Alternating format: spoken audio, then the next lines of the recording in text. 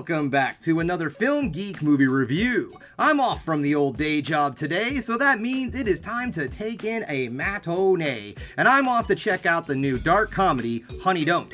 Honey Don't is directed by Ethan Coen, and it's starring Margaret Qualley, Aubrey Plaza, and Chris Evans. It tells the story of a small-town private eye who's investigating a series of grisly murders that all seem to be connected to a local church, run by Chris Evans.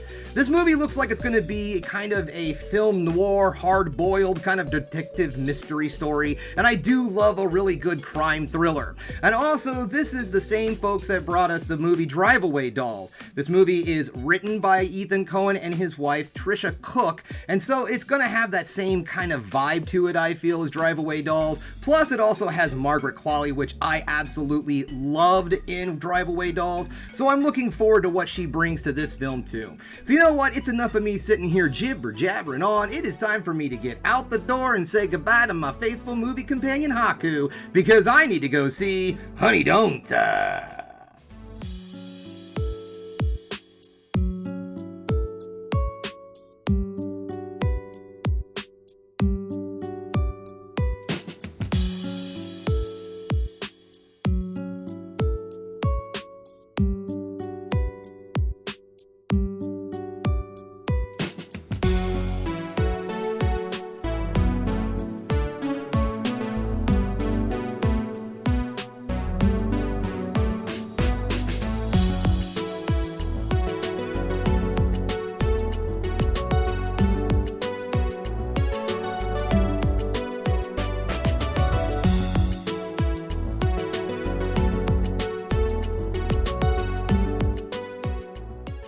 Welcome back, just getting home from Honey Don't, and guys, I am not gonna lie, I was left fairly disappointed in this film.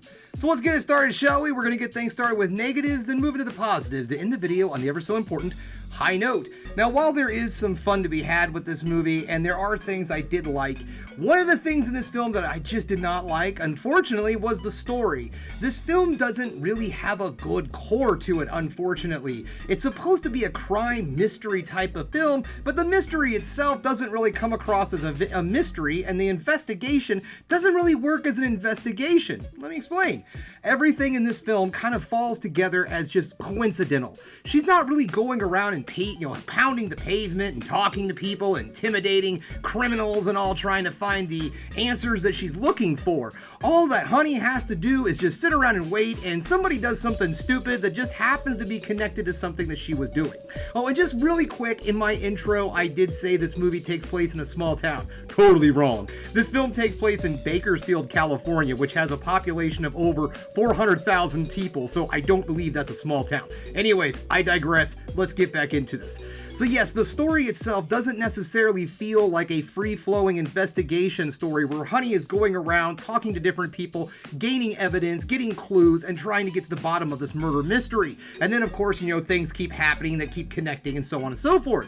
In this movie, it's just everything is kind of a coincidence. Something happens over here that is vaguely connected with something that Honey's doing, and so Honey just happens to kind of put her big toe into the investigation that's going on because she has something else going on at the same time. And then about the halfway point of the movie, the whole investigation shifts into something else, and she's now looking for something different. And at this point in the movie, now things start to kind of take on an investigation point, but at this point in the movie too, and in the story, it seems really weird and tacked on, like you're just kind of like, okay, so now after all the murders and everything, this is what we're going to be investigating into, and it's not necessarily bad, it just seems strange that they used all of the points of the plot for investigating in this one area. And then everything just kind of gets very convoluted and thrown together at the end. It almost felt like the screenwriter had no idea how to really wrap things up and give yourself a really good villain, and they did have a really good villain in this movie.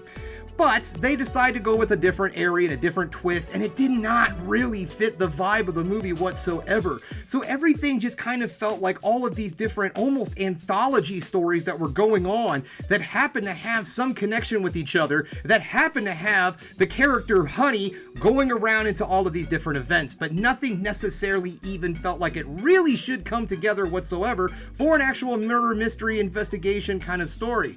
There are some really cool plot points, there are are some places that this movie goes that I really enjoy, but all in all, I'd have to say that story-wise, for a person who really does like a really good crime investigation, or even like film noir, or, you know, one of the film like this is very sun-baked, hard-boiled kind of investigation, but none of that happened. There was really none of that type of story in this. Something would happen, Honey would show up and go, why, this person over here happens to be involved in something that I'm doing. I think I'm gonna go over and talk to my client and find out some information. And that's how everything is gained. The characters in this film, save for the main character, Honey, are very just not well-developed characters. Every one of the characters in this film, or the sub-characters, are nothing more than a caricature of an actual character. It's like each one of them has a quirk or something, a characteristic, and that's all that the character is. For instance, Charlie Day is in this movie. He plays a detective who works with the police department that Honey sometimes works with on some of her investigations, all right? And Charlie Day's character is kind of, I don't know how to put him, he's the jokester. He's a silly, funny kind of guy, right? He's Charlie Day, and he does a good job playing the character, but he just has this one character trait. He's just a silly, goofy guy who says inappropriate things. Not necessarily that he's an inappropriate guy, he just doesn't really say the right thing at the right time, or he has a good little zinger lined up. Just that's his characterization. Then you have Chris Evans. His character was actually quite interesting, but you never really get to dive into him and find out anything that's going on. On surface, he's just a religious snake oil salesman. And the only character that really felt fleshed out, that had some characterization just a little bit, was Honey herself, played by Margaret Qualley, and I thought she did an excellent job in this film. But as an actual well-drawn out cast of characters that really made this movie fun, whimsical, and quirky, don't expect any of that, because all of the characters in this really don't matter worth a crap. They don't really advance or get fleshed out, and you don't really give a crap about any of them as the story progresses. All in all, guys, I would have to say, while there's things I really enjoyed about this movie, at its core, the story, the script was not that great.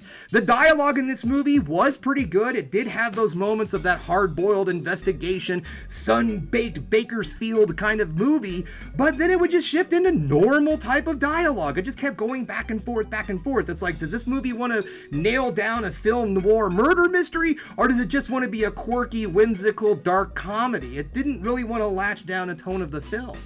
Now, there are some things I did like about this movie, so let's move into the positive, shall we? The first thing I want to talk about is the cast. Now, even though that none of the characters had a lot of really good script to work with, I would say that they all did the best that they possibly could with their performances. Chris Evans was great. I really would have liked to have learned a little bit more about his character. I liked where they were going with him. I wish that they would have fleshed out the character a lot more, but they really just keep him as just a surface level, bad dude, snake oil salesman kind of guy. They don't really dive into his character, but Chris Evans does an excellent job, and it was really interesting seeing him play a character that was a little bit different than some of the characters I've been seeing him play here of lately.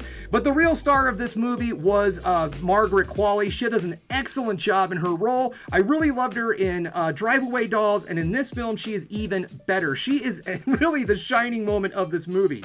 Her performance and her character is really the only thing that keeps you interested in the entire film and makes you want to see how things play out at the end. Because you do root for her one character, everyone else is just like, well, whatever, they're just here, but let's make sure that old Honey's taken care of.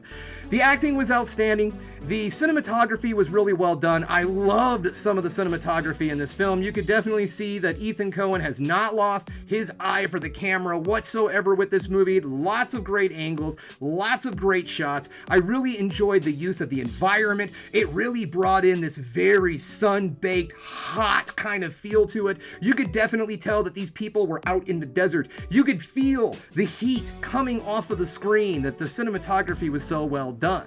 All in all, guys, I would have to say that I was disappointed in this movie, and I do not feel that this is necessarily a see it in theaters movie. I think that this is a definite, stream it out of curiosity. If you are a big fan of Ethan Coen, you want to see his latest film, if you like Drive Away Dolls, because some of that humor is here, despite the fact a lot of the humor in this movie doesn't land. I meant to put that back in the negatives. This movie wasn't nearly as funny as I was hoping it would be. But anyways, if you want to watch a movie that's similar to that, then this is probably something something you're going to enjoy, but at the end of the day, I don't feel it's necessarily worth your hard-earned cash to go see this movie. 15, 20 bucks a pop to go see it at the movie theaters? No, not thinking so. This is more of a $5.99 rent it at home or watch it on a streaming service style movie.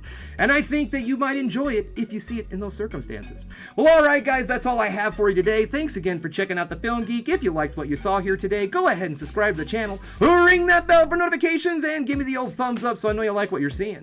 And if there's one more thing you could do, folks, that is keep watching movies.